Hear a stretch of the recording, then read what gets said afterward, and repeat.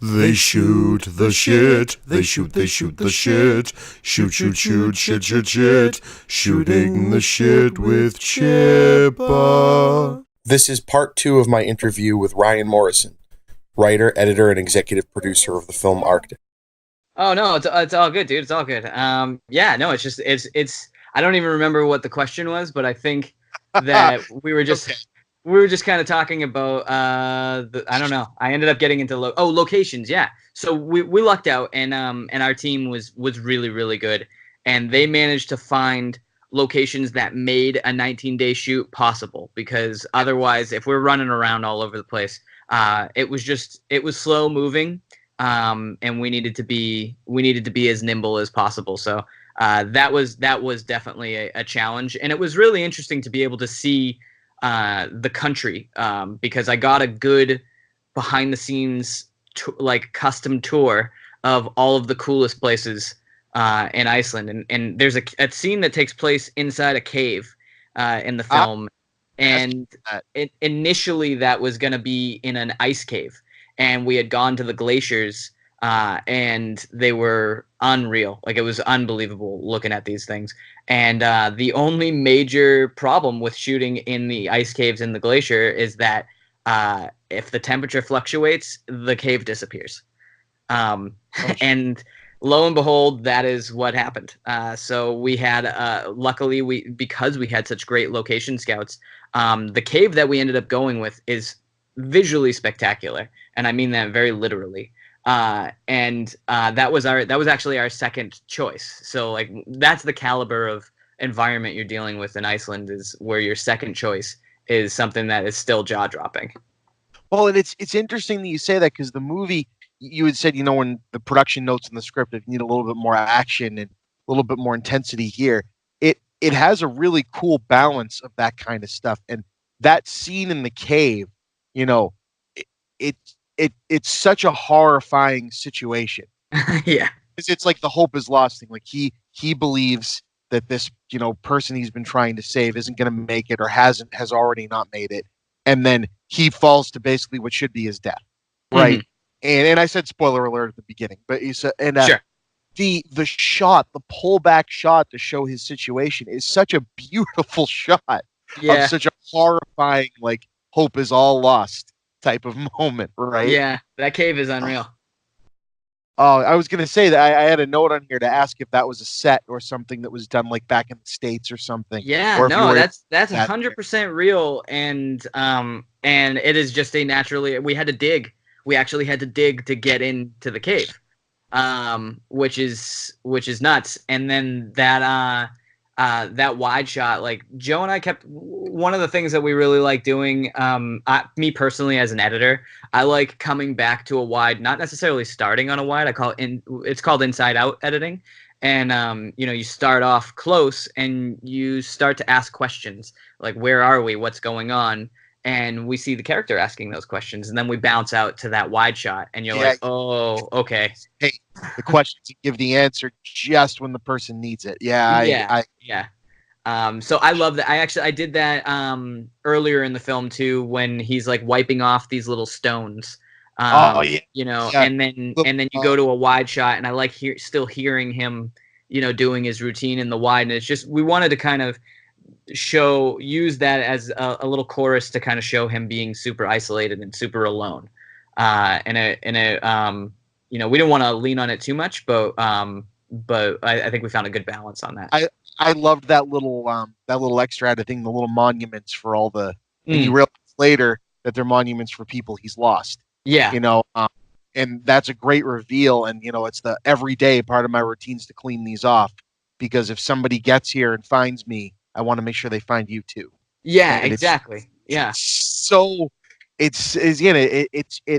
tells you so much about the guy's morals and what he's all about without having to have any of that. Yeah. That was one of those little mysteries that we wanted people to kind of lean in at the beginning and be like, what was that? And then later, oh, okay, now I understand what that was. Oh, it's so intense. So, I talked about how I had thought that cave was, something fake or set, and that's awesome that it's not. And that brings me to there's a couple of sequences in the movie that are, from a person that knows a little bit about filmmaking and from how the rest of the movie goes down, kind of budgetary, like, wow, I'm surprised that's in this. I Yeah. said a couple of times. Is the helicopter crash and the polar bear. Yeah. So tell me a little bit about, how, like, is that, being done on set? Are the, is the helicopter digital? Like, what's going on there? Helicopter's real. The helicopter's real. Joe and I both have a long history of doing visual effects, and we know it's way easier to do a lot of things practically. Agree.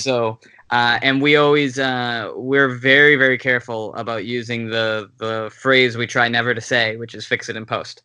Yep. So we wanted to do everything as practical as possible. The helicopter in the beginning is real. It is the weather is I would say 90% of it's real at any given time. There were a few sequences where we needed to give it a little bit of help, and then there were some days. This is just a little aside where the weather was so bad that Mads actually was. We had to stop shooting, and because of the wind.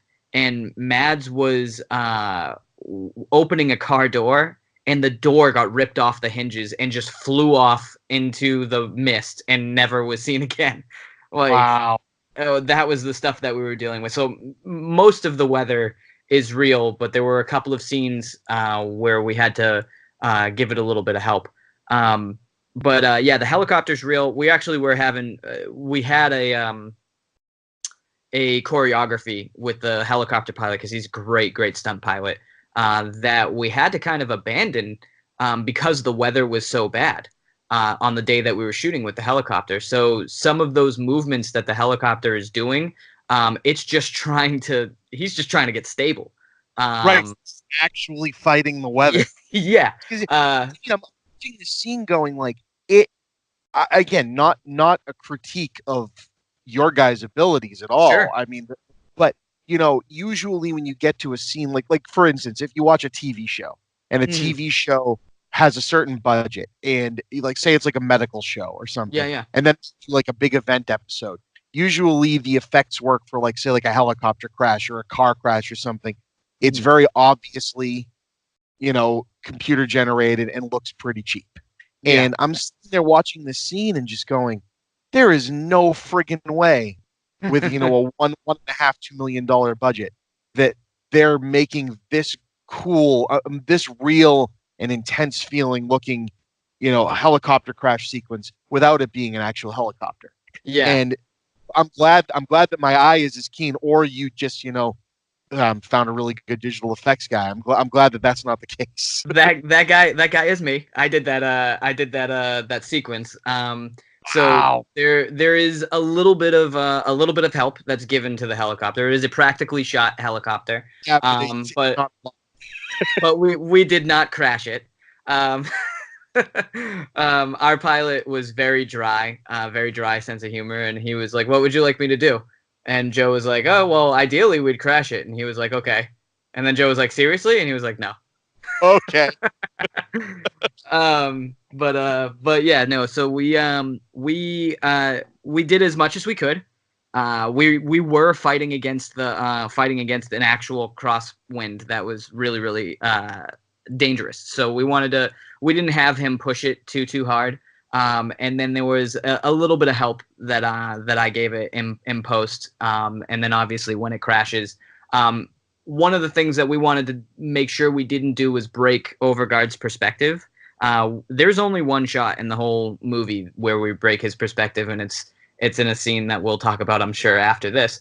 But we didn't want to break his perspective. We thought it would be more of a heartbreak to see the crash from his perspective, not from like a close up of like the skids and then the blades and then hitting the mountain. We wanted to stick with Overgaard and then stay on him.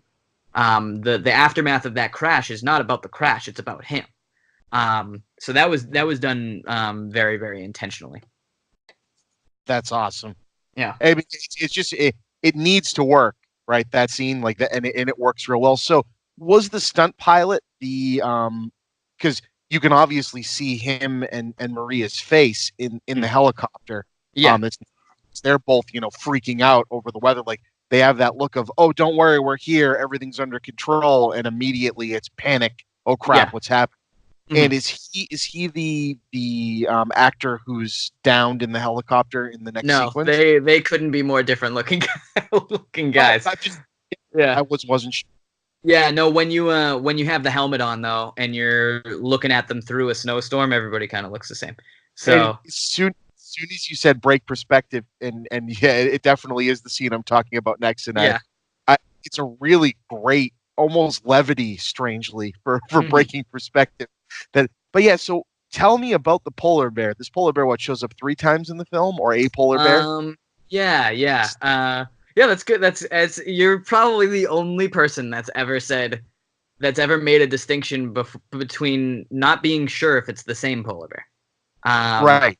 Which is good because who knows? I mean, Joe and I are firm believers in the death of the author. So once it's done and it's out there, and if there's not a concrete explanation in the movie, then it's Whatever who knows? you think. Yes, Yeah. exactly.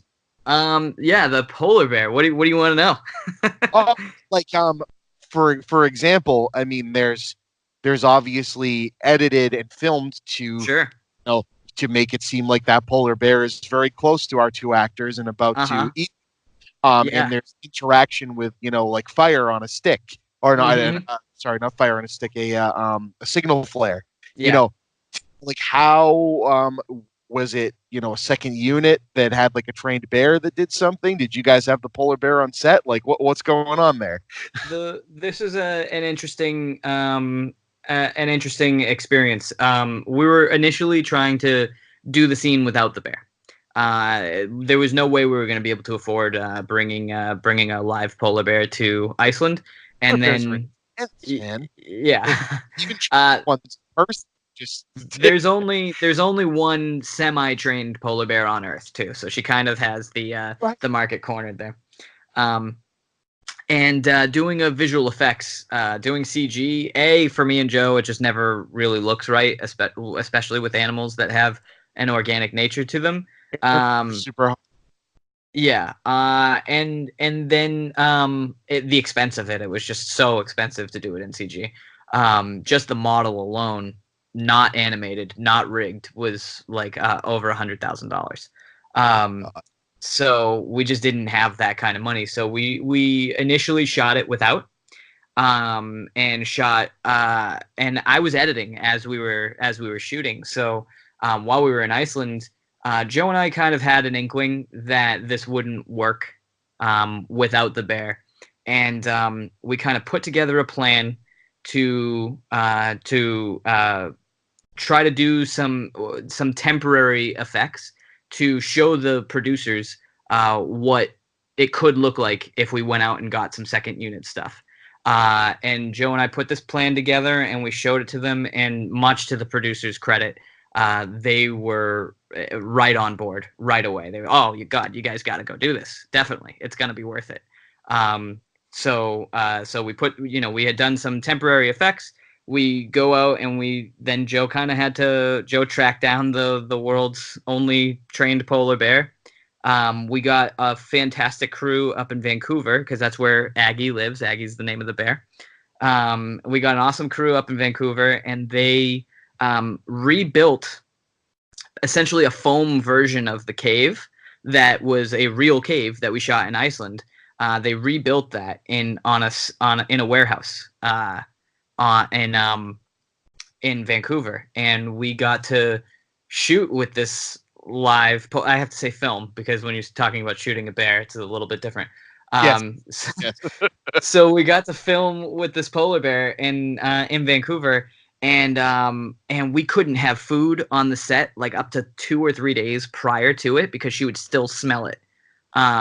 We couldn't have water bottles because if you brought a water bottle up to your mouth, she would think that was food, and then your food. So and she was very territorial and possessive of the trainer. So the director, Joe, couldn't talk to the trainer directly. He had to give the trainer's wife his direction, and then she would tell the trainer what she wanted the bear to do. So you filming with the bear and then this fake cave, and your actors were in the fake cave too? No, it was just the trainer that was on the other side, and then So for the two angles of the shot, that's what I was thinking. Yeah. But my God, little bit of movie magic. that's okay. The fact you were filming a real bear at all is intense. Yeah. So we got that. We managed to get that done. And the funny thing was, like, you know, we're talking to the trainer, and we're like, okay, well, we wanted to like kind of roar through the hole in the cave. You know, should we have our mic set up? And he's like, listen, man, if she's making any sound, then you've got way bigger problems on your hands than If she's making any sound, I'm going to ask you to leave. Yeah, you got way bigger problems on your hands than getting any audio. So we were like, okay, so we'll just add it in post later. So what he was doing to get her to look like she was roaring was he was holding up Oreos and saying, like, smile, and she would smile, and it looked like a roar, and then she would get her cookie. And I you know, I know she's a ferocious beast, but she just looked happy the whole time that we were working together. She was really excited to be on actual. We brought snow. We made snow out of fish ice. And usually if she's doing a commercial or something, they have fake snow. So she was really excited to be there. And you know, the thing that we were warned about was, like, she's done when she's done. Like, there is no pushing her. There's no, can we get one more? So we either get one shot with her, or we get what we need and then call it a day. That's the same bear in the wide shot then, of course. Yeah. Yeah. So there's the wide shot at the very beginning is a different bear. And wide shot in the beginning, just a bear that happened to be out there that you guys just filmed from afar. No. If we were that Hilarious, close to a right? bear, I think we would have been done shooting. That one is one that we ended up licensing some footage that we got. It fits in perfect. Yeah, but yeah. So Aggie was like, you know, our third star, and she did an awesome job, and I cut that together, and I needed an over the shoulder of Mads. There was just, I didn't have a VFX plate of Mads' shoulder, and it just needed to be out of focus, but I just wasn't feeling like they were inhabiting the same space. So I grabbed, me and Joe happened to have the Overguard parka, and I grabbed Joe and a green screen and had my buddy Alex just pop off a quick plate. So that's Joe's cameo. Is Joe is the shoulder. There's Joe's hit moment right there. Yeah. And he claims it's the best acting in the movie. I don't know. That's up to debate. Definitely going to get Joe on here too to talk then, because we can bring that up. Yeah. It's a hotly contested claim. Dude, this is awesome. So yeah, let's man. I'm giddy over here, dude. This is like, it's like watching, you know, a behind the scenes thing with somebody on a DVD, but I have the scoop and I'm talking to a friend that is doing everything that I had ever hoped. You know, there's always somebody, right, that, you know, that makes it. But the fact that I'm able to talk to you about this, and the fact that you almost lost everything. Yeah, man, we were days away. Wow. So always very, very thankful for everything that I have right now. I don't want to keep you for a super long time, but I gotta. Oh, no, all good, dude. No, as long as you're cool. But I would say, how was the editing process? You said you were editing as you went. This was a digitally shot film, I'm assuming. So you edited on like Premiere. Yeah. So yeah, I kept calling it. We were laying the railroad track as the train was moving. And it was the main reason that we had to do it that way was because number one, that's just kind of me and Joe's workflow. But more importantly, we needed to shoot in Iceland in a time of year where there was enough daylight to shoot, but not so much daylight that it was melting all the snow. So because Iceland isn't typically, it's snowy in the winter, but then, you know, as soon as the spring and summer come around, it's not. So we only really had one shot to get the movie shot, and then Mads had another movie to do after hours. So there was no let's come back and get it if I'm like, oh, we need pickups. There was no opportunity for that. So I needed to be assembling the film as we were going, so that I'd say, okay, I know we have this sequence, move on, or hey, I need some transition material here because there's a snowstorm in this scene and it's sunny in this other scene, and they're supposed to be chronologically right next to each other. Yeah. So Joe, I mean, I think this is it was a special movie for him to do for his first time, because I've never seen anybody have to change and adapt and come up with a new game plan on the fly like him, because he went in so prepared and took so much time to come up with a game plan and then throw that thing right out the window the second we started shooting. Right. Yeah. That's So- insane. So I So, didn't even really answer the question. So editing, I was basically kind of like, I'd run out to Joe with a Post-it note with 3 shots that I would need that would either open up some editing opportunities, or that would like link a couple of scenes together. And I was editing in a full-on like snow pants, parka, like in a essentially a freezer. While we were out in the middle of nowhere, and like I had like a small putt generator to keep my computer on, and that was about it. Man, filmmaking in the in the 2017, right? Yeah, there were not a lot of fringes there. There's somebody in like the 40s and have them hear this and just go, what? Yeah. What is ice? Like, how do I even film there? Yeah, it was definitely an achievement. We shot on an Alexa Mini, and we got to I had a DIT kind of converting the footage for me, and then I would just start plugging away. I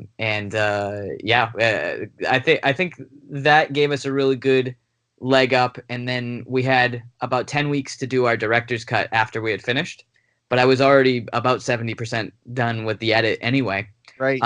So I had been given some really great advice by a fantastic editor named Jim Haygood, and he cut Fight Club, and that's one of my all-time favorite movies. Yep. And he said never leave anything to anyone's imagination for a director's cut.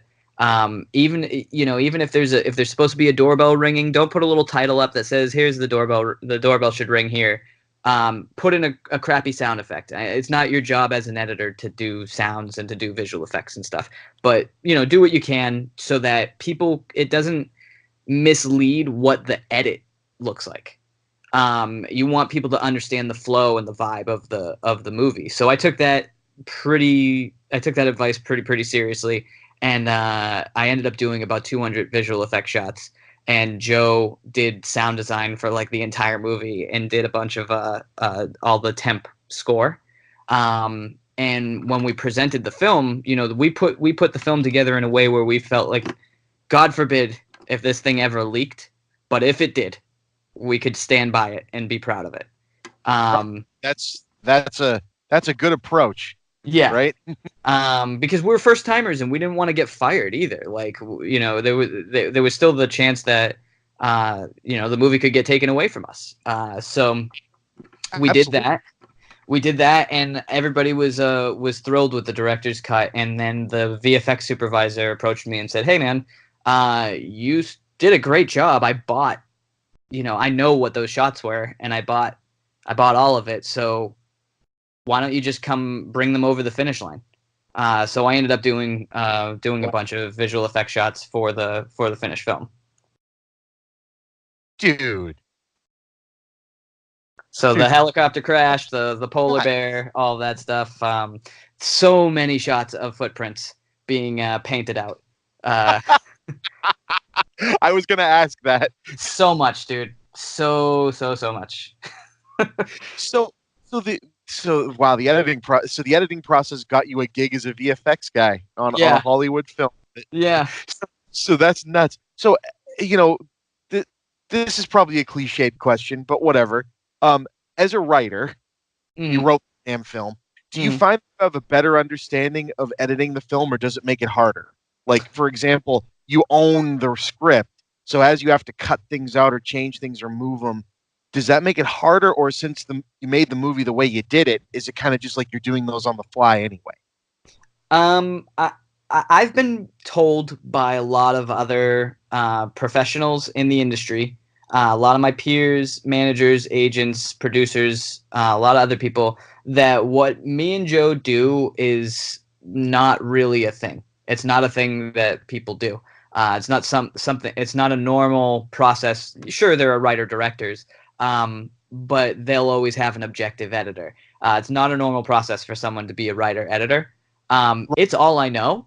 So to me, it feels very natural, and I can be very, very objective. I also am on set when we're shooting, so I know, oh, hey, we took that shot, that sequence took us 3 days to get, and I'll look at it, and if it doesn't serve the greater purpose of the film, it doesn't make it in the film. And I can be objective about that. I think a lot of other people might might have trouble with that. They might get married to a few concepts or to a scene, or have a feeling about the subtext that, oh, this needs to be known. But Joe and I call it Swiss cheese. We're logic hounds. We poke holes in absolutely everything.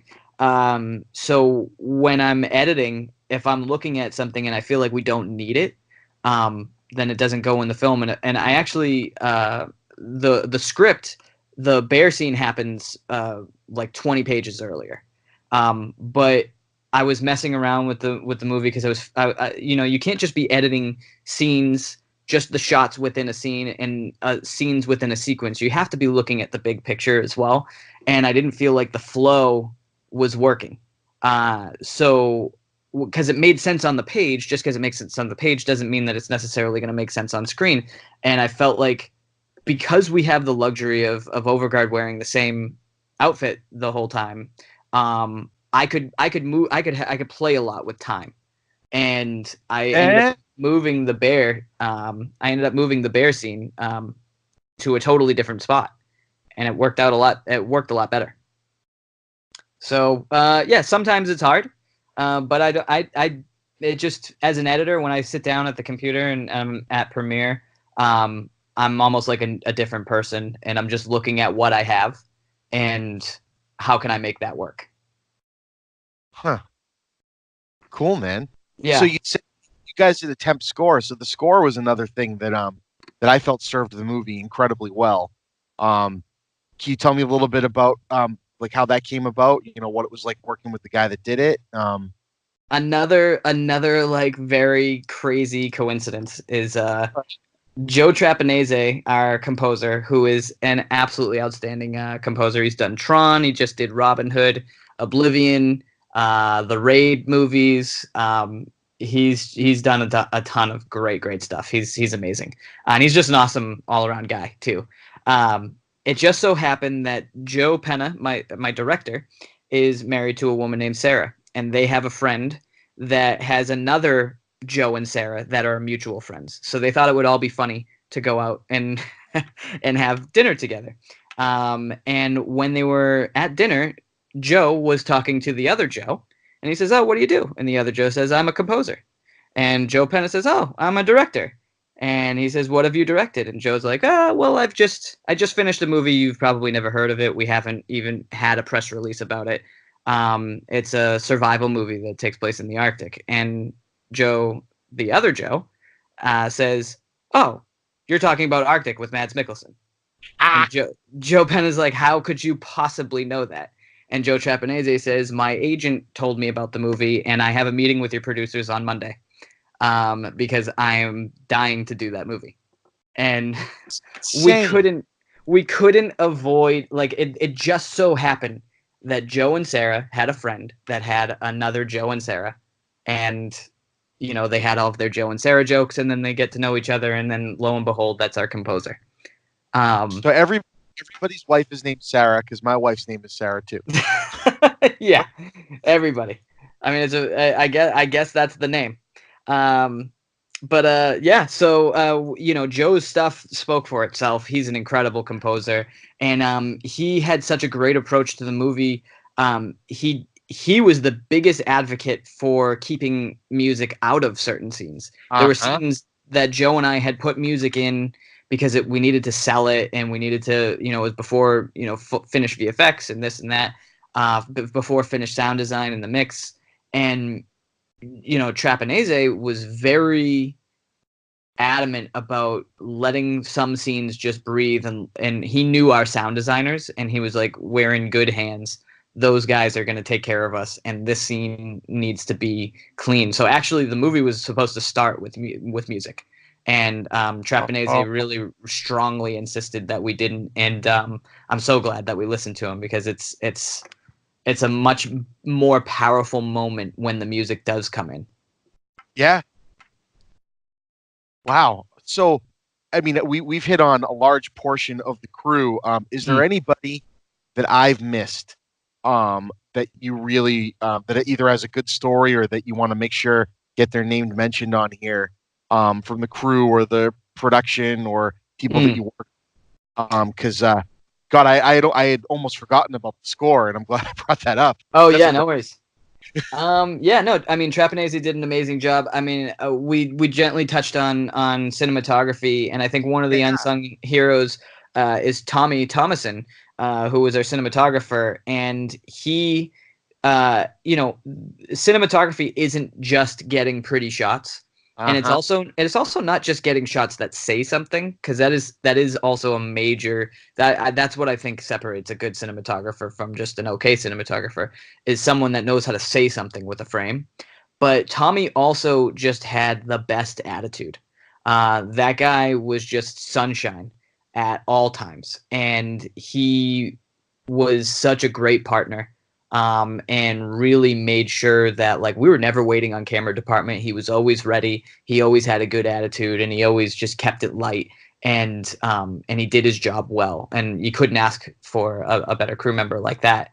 And then in post, our sound designers and our sound mixer were just. I mean, there were some scenes where we're out there shooting in a blizzard. The sound is not usable from that. Right. There's no conceivable scenario in which a microphone's going to be able to actually capture anything that we can use. So those guys brought together, 5 or 6 scenes that straight up had nothing, like nothing usable, and they just built it from the ground up. And they did an amazing job. And I think that the soundscape of this film makes you feel cold. It makes you feel tired. And they did it. They did an amazing job. So and desperate. Yeah, the scenes that had it. Yeah, it's just when it at the same time could give you complete nothingness. You know what I mean? Yeah. And how you feel like just, and also feel so intense and immediate all at the same time. And it's hard to create differentiation between these different environments. These guys had thousands of different kinds of wind. They created layers, and they managed to make us have peaks and valleys in whether or not something was going to be loud, quiet, and quiet didn't always sound the same.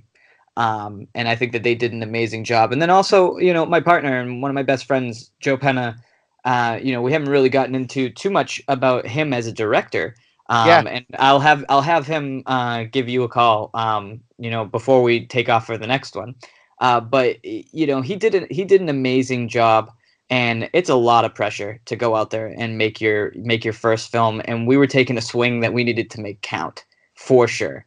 And we got pretty separated for a little while, because I was in my little editing box, and he had to go out there and he had to shoot. So the partnership, I had to just trust that he was going to get what we needed to get, and he had to just trust that I was going to know what was missing.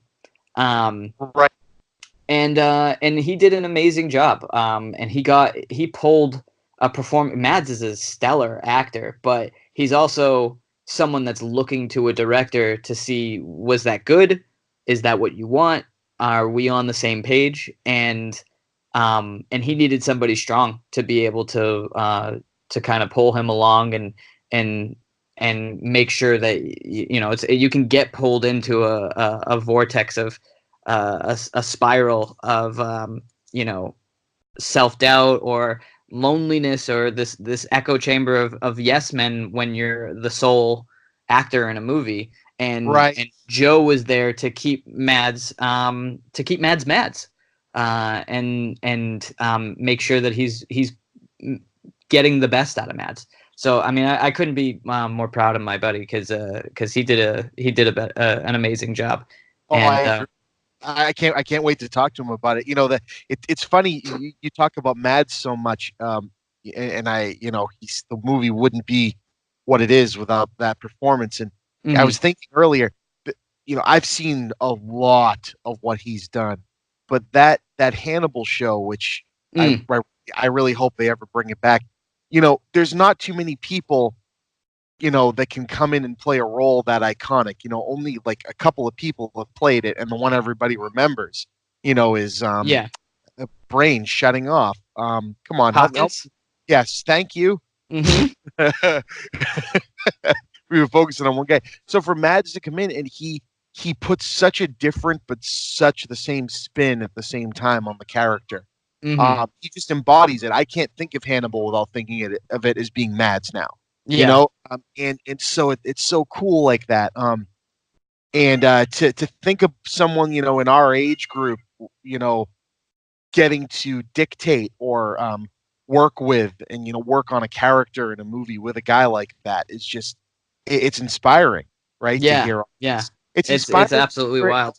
And also hear that it was so, I won't say hectic and hard, but, that so much was, riding on it, so much fell into place just out of pure coincidence is so cool.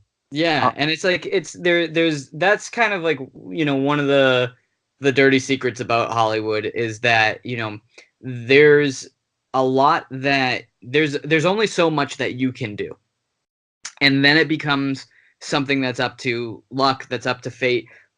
But I also don't want to be disparaging to the strength of the script, because if it wasn't a good script, because I talked to some producers about this, and they say, and I say, oh boy, we were lucky, and they say, no, there is luck, and there's a bit of luck that's involved, and there is a bit of good fortune, but it doesn't come without it doesn't come if the script isn't good. It doesn't come if you're not good at your job.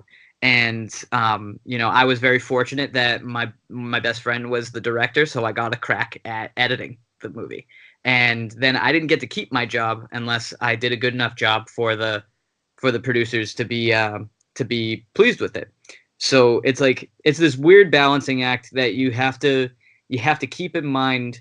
You never know when opportunity is going to strike, and then when it does, you have to be ready for it. You got to be able to bring the goods. It can't be this intangible hope that you have. You got to keep grinding on the craft and keep going and keep hustling until you get your chance. And when you get your chance, you gotta be ready to take a swing.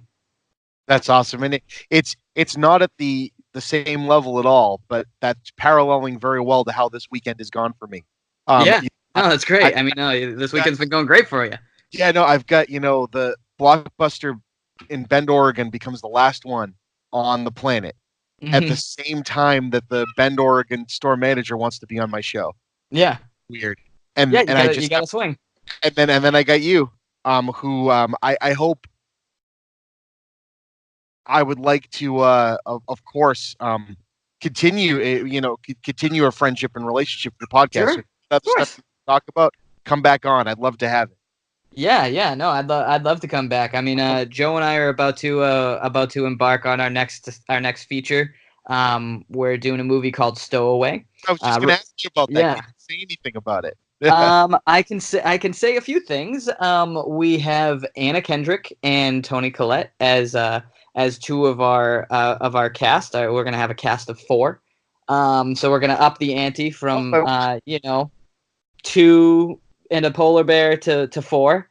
And it's a movie that takes place on the journey between Earth and Mars, which is a 5 or 6 month journey. And finally do the Mars thing.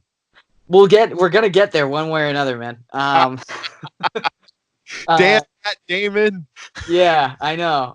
But this is just on the road. This is just on the road to Mars, so it's a little different. Ah, But yeah, this is actually the script that we had taken out to town before, and before Arctic, and now that we got our first feature out of the way, we've got a great set of producers that are really really excited to make this happen, and we're gonna I've been getting drawings of the ship and all kinds of cool gadgets, and we've been consulting with NASA and JPL, and got some. yes.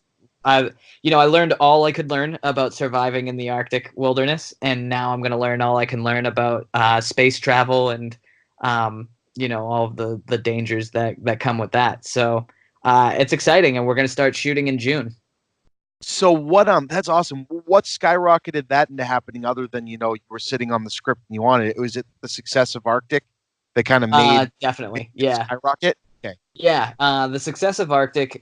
We had worked with a foreign sales company that did the foreign sales for Arctic, and they've started producing films themselves, and we had such a good experience with those guys that they brought us in. They really enjoyed. They asked us if we had anything else, and they really enjoyed the script for Stowaway. And then the producers over there are very very active, really smart guys, and they figured out a way to get us to be able to make um, uh, a movie that is probably outside of our price range for money that is in our price range because of Nice. tax incentives and different kinds of breaks that we can get if we shoot overseas. So without sacrificing the quality of the film, we're going to get to work with some really really high caliber people. We're really excited about our production designer and our cinematographer. Conversation has gotten very very exciting. So it's going to be a very different experience. We're going to be shooting on a soundstage pretty much the whole time because the movie takes place entirely within the ship, and it's all on this trip. So we'll be on a soundstage the entire time. We'll have climate control and walls, and that'll be nice. And I'll have an area to edit that is not a freezer. I won't have to wear gloves, so that'll be a good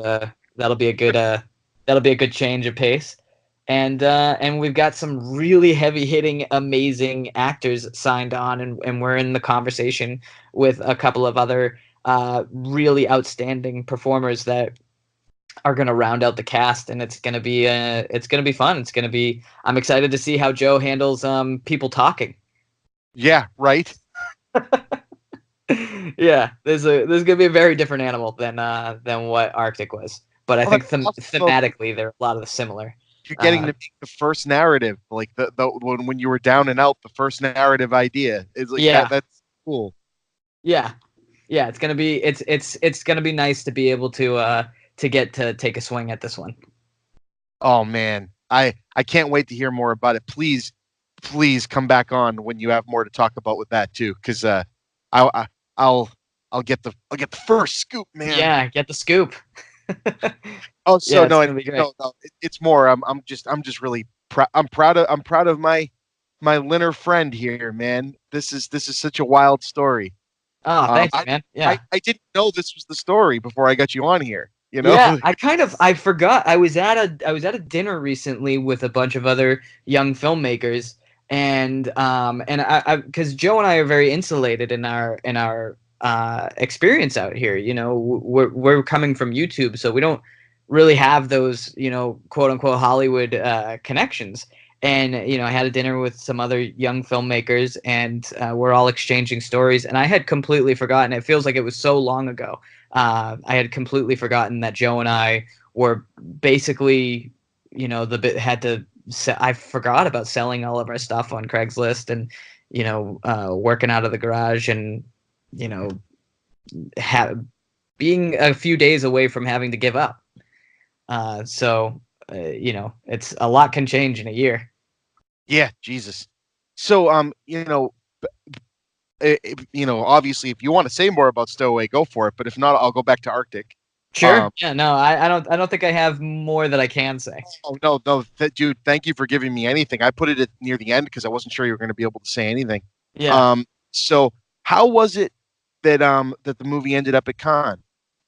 So Joe and I are repped at CAA at the Creative Artist Agency, and they're a highly reputable agency, and we have they them and the producers all we went through the traditional submission process to Cannes. But what I didn't realize is that Mads is French royalty. He's Danish, but he's actually knighted in France for his contributions to the arts. And they love him over there. He's actually won Best Actor at Cannes before. So it was kind of a no-brainer. This is definitely a European style film. So we submitted, and then we were really fortunate to be able to get in. And no one had seen the movie before we played it at Cannes. We didn't do any test screenings. We didn't do any, audience tests or, focus groups or anything like that. So what you see is really the collaborative vision of, myself, Joe, the producers, and Mads on screen. And no one had seen it, and we were there with we got to premiere it at the Lumiere Theater with 2,300 people, and I'm used to people being anonymous and sending comments on YouTube, so I was very nervous about getting a real-time response. And we got a standing ovation by this a very, very notoriously difficult French audience that has been known to boo. Standing ovation too, from what I read. Yeah, they're known for booing and for walking out, and they gave us a really warm response, and it's actually kind of weird. After about 20 seconds of clapping, it's like, okay, what do I do now? I'm just gonna call this in. yeah. So it was really great. It was really awesome, surreal experience to get dressed in the tuxedo and walk the red carpet, and to be there. I spent so much time with Mads just in the trenches that you forget that he's a movie star. Even though we're making a movie together. And it's really cool to see that, and just to kind of feel like you're a part of that experience. Unfortunately, I got horrendously sick the very next day, and I missed pretty much the entire festival after that. Yeah, so I got to make another one to get back in over there. I had to have really the only memory I have from like my fever dream that I had was Joe in a tuxedo putting a wet washcloth on my head, and that is all I really remember from that pretty much that whole week. I got real sick, so be careful when you travel overseas. Yeah, I've only been to the UK so far, so we'll see. Yeah, I'm going to Germany. We're going to be shooting in Germany in June, so I'm going to be very careful about what I eat. Yeah. Oh man, that's wild. So you went to Cannes. I would assume that was both of your first time, right? And unless, I don't want to make assumptions because I've seen lots of pictures of you since Arctic came out at all kinds of different premieres with all kinds of different people, and I saw one with you at Rogue One, Solo. With yeah. I was braving like a 101 temperature, I think, on that day, and having a 101 temperature and putting on a tuxedo in May in France. Probably not the best idea, but I really wanted to see Solo so bad.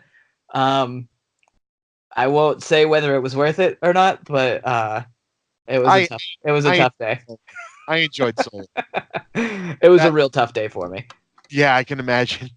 Probably not the ideal conditions to watch a movie. No, definitely not. So, God, that brings us up to the movie coming out and releasing. But talk a little bit about the experience of taking it around after Cannes and coming to coming back home with it. You know what I mean? Like, It's been kind of crazy. I mean, we were really lucky. We got we sold, I think, pretty much every territory that presents movies. So the movie's played in the Middle East. It's played in it's got 600 screens, I think, in Russia. Oh, Um, wow. yeah, it's every screen in Denmark has it. France, Germany, you know, all over the place. And we were really fortunate to get an American distributor that wanted to do theatrical. So because it's a most filmmakers will probably say, "Oh, you got to watch it in the theater." About any film, but I feel like this film particularly, in order to really understand the scope of it, a theater is Right. really the way to do it. I was trying to drive that home to people because I'm explaining it and they go, okay, that sounds like a Netflix watch, Yeah. because it sounds, the way you describe it, that's it's a one man show kind of a Hmm. movie. So you don't think of that as being so exciting, and Yeah. the trailer, with the SOS, basically the opening shot of the movie, right? It Hmm. doesn't lead itself to um uh being something that's going to be, like this crazy action-packed survival movie. And while it Sure. has those moments, it's more the seeing it on a giant screen, just it takes your breath away. It The pulls you in. shot, it pulls you right in, where I think, yeah, it'd be just as great of a movie to watch from performance no matter what screen you're watching it on. But Yeah. man, that I couldn't look away. Like, the movie flew by, right? Yeah. It just That was flies. one of the toughest things about the edit. Like we were talking about the script earlier. The actual, like, when I just strung everything together, the actual runtime of like everything that was one to one from the page was probably about 2 hours and 20 minutes, 2 hours and 15 minutes, and I was like, Wow. no way is Yeah, anybody gonna sit is it would anybody gonna sit through this. not Um, serve that runtime. no, no, Even no. though I see more of it, it would not Yeah. serve that run. Yeah, so the pacing, that was one of the best compliments I got was from Jim Haygood, the Fight Club editor. He was one of the first and only people that saw it before it was finished, when it was just in its director's cut phase, and he said that we walked a tightrope, because it's a very difficult thing to make a film with as little dialogue as what we had, and we needed to make sure that it was interesting. And it kept good pace, and that's something that I'm very proud of, because going from writing it to cutting it, um, controlling that pace and making sure that there's peaks and valleys, and that there's a flow, and that it doesn't drag, was the biggest, most important challenge to me. Yeah, economy of shots, right? Yeah, Yeah, yeah. So what, and then to answer your question about coming home and bringing it home, I had been just dying inside to bring this home, because we screened it in Cannes in May. oh, It took forever. It took forever just to get to Cannes, because we were done with it. 2017. I had shot it in February, March 2017. I was done with the director's cut in August. And then it was I had to go through the painstaking process of visual effects, and then I walked this whole thing all the way through from soup to nuts, and it just took so long to get to, because there was a period where we were done, and then we just needed to wait for Cannes. And then we screened it at Cannes, and unfortunately, my parents couldn't make it out to France, so I just really, really wanted my mom and dad to see it, and I couldn't show it to them on a TV at home. Like, I couldn't bring myself to do that. So we got to screen in New York in February, and or no, in January, and I got my parents. New York's an easier trip for my family than to get out to France. So I got my parents to come out to New York. Mads was there, and it was just really, really cool. We had a very hipster theater in New York, and had the blue carpet, because that makes more sense for our movie. and it was great, and I was really really thrilled, and I sat with, I've seen the movie a billion times, but I sat with my parents and I just watched them watch the movie, and it was really cool to see them see it, and then they were really proud to see my name up on the up in the main titles at the end, and then bringing it home to Boston was super super important to me. I grew up making videos with all of my friends in the backyard on the trampoline and all of that, and I wanted those backyard trampoline friends to feel like this was a victory for them too. You know, Yes. and I got to do a Q&A, and it was just really cool. It was just really cool to have you know, strangers and friends and family alike all come and support this thing that I had worked so hard on, and we had sold out the theater that we were screening at so quickly that they moved us to a bigger theater in Cambridge. So I was really excited, and it was just so cool being at a movie theater that's like you know, back home, and seeing all my friends and seeing everybody see the movie that, you know, it's this intangible thing that isn't really a thing until people see it. It's like, oh, Ryan's been working on, oh, I think he does something with movies, or he works on movies or whatever. That's exactly how I feel even after seeing it, right? Like I had none of this background, Yeah. right? And I was following along. I went back to your Facebook posts and the photos on set and everything, and I'm like, Yeah. oh man, it's exciting. I can't wait to hear this story. And I figured the story, would be, oh yeah, and then all kinds of cool stuff. But there's so much more to this, man. So much more to your personal journey here, man, than I even expected. Yeah, man, it's been a ride, and it's been a long grind. I mean, I moved out here almost a decade ago, and you know, and I finally got a movie, you know, it's this little movie that it could, and we started off in 4 theaters, and then we blew out to close to 300, and you know, I'm just trying to tell stories and connect with people. That's what the most important thing to me is as a writer, and as a, you know, I use the word artist loosely, but like this is how I feel like, you know, it's kind of thematic in the movie, is that you're not a person without people. Right. And this is my way of connecting with people, and as many people as I can, as if I can get an emotional reaction out of somebody, if I can get somebody to feel like they relate, then I feel like I'm relating to them. And Yeah, absolutely. yeah, so it was really really cool to be able to do that with friends and family, and it's nuts to me that I'm seeing like you know, podcasts and YouTube videos, and there's a bunch of reaction videos to the movie on YouTube now, and you know, seeing people respond to it. And I even, like, Joe and I bought a bottle of champagne, and we bought it for when we got our first like scathing review, um, and oh, it didn't take long, but but we printed it out and celebrated our first bad review, because we didn't want to make something that everybody just liked and then forgot about. We wanted to Right. make something that some people love, and when you make something that people love, other people are going to hate it. Right. That's You just, can't have one without the other, man. yeah, it's just going to happen. So we hoped that the percentages would be high in our favor, and they have been. But obviously you can't please everybody, and it keeps you honest as a creator.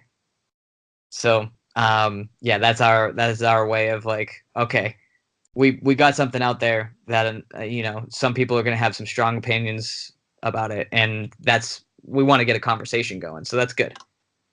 Wow. So looking, we were talking about the number of theaters, and so Box Office Mojo here doesn't have a foreign total for your movie yet, Mhm. but domestically you've made your budget back. Yeah. Wait, where are we at right now on Box You're at Office Mojo? 1.98. Oh, million. nice. Sweet. That's good. I haven't been refreshing that every day, every morning when I wake up, or every night when I go to bed at all. Oh, how could you not be? Yeah. It's like me looking at download numbers on podcasts. Yeah. Right? Yeah, no, that's amazing. We're pumped about that. And then I actually spoke with our foreign sales team the other day, and they said foreign numbers probably won't come in solid until for like another 9 months. They're not even like obligated to. So Right. I've had to just let that go. But the simple fact that Russia wanted to put it in 600 theaters. Well, you're playing Uh, in double the amount of theaters as the U.S. and Russia, so that's yeah. a sign. If there's anyone that can appreciate a bleak snow movie, it's the Russians. So Yeah, yeah, and again, it's cool, like because you really touch into the movie doesn't have like an agenda, what Mhm. I mean, like, and not that a movie's bad if it does that, but it's really about the human condition, and like you said, connecting with people and what it would be like, to still try to have those connections at at your wit's end, right? And Yeah. it's crazy. So, man, I'm actually going to get 2 podcasts out of this. I think this is great. Oh, cool. Yeah. uh, Anything to help. no, so I was going to say, so in your journey, like, have you've been doing this for a bit. You did, all the YouTube stuff. You guys have I can't even fathom the amount of YouTube downloads you said you were getting on the stuff before you got to this point. But like you Yeah. said, YouTube changed their algorithm. It became a lot harder. I mean, it's funny when I first started putting these podcasts up on YouTube, you know, Bob and I started doing it, with my brother, who's Bob, who's a movie critic, and he's all over the place. He's in, the 40,000 to 100,000 to a million views an episode. But Mhm. I was getting, 500,000, 10,000 on the first couple of podcasts. And then the YouTube algorithm changed. Yeah. And it's like no one's seeing this stuff anymore. So Mhm. I've had to go to other means to get, to get them out there, Sure. but it's just crazy that like you could go from 40 million views down to closing up shop, right? Yeah. Yeah. Yeah. I mean, I think I'm looking at our channel right now, and I'm trying to find what the video was that was like the last video that we did in the office. And yeah, I mean, we were consistently getting, millions of views, and then we went down to I mean, it looks like we've actually gotten some residual views since the movie came out. That's Um, I our saw numbers, in the comments on review sites of, oh man, it's Mystery Guitar Man, he made a yeah, movie, and I'm like, all right, that's awesome. But I yeah. was gonna, Somehow it so made our old. That's what's good about YouTube, is that your old stuff can then still people can still see it. yeah, So it can so still get views. so I talked about, obviously, meeting Ron Howard and stuff. Was there anything else, in leading up to or in the fallout from Arctic where like you got to meet like a hero or someone you had looked up to or always wanted to meet, um, in the film industry or whatever, that Mhm. came because of this experience? Anything like that? I would say that I mean, something that I felt was probably inevitable, but Arctic definitely helped, was I got an opportunity to direct. I Joe and I had written a series of short films, and and I had gotten an opportunity to direct. I don't know if I can really say much more about them at the moment. But we haven't announced that quite yet. But I got a chance to direct, and I think that is it's a it's a it's a game changer for me, and it was an outstanding experience. And I don't know if that door would have been open quite yet without Arctic, because Joe and I definitely didn't have the money for us to go take a chance on, me getting an opportunity to get behind the wheel on a short film. I So yeah, so I think for me that was a really great kind of side effect of Arctic coming out. Cool. So as we bring this thing to a close, I have a couple more little things. So is there Sure. anything outside of the reason I had you on here that you want to plug or point people in the direction of?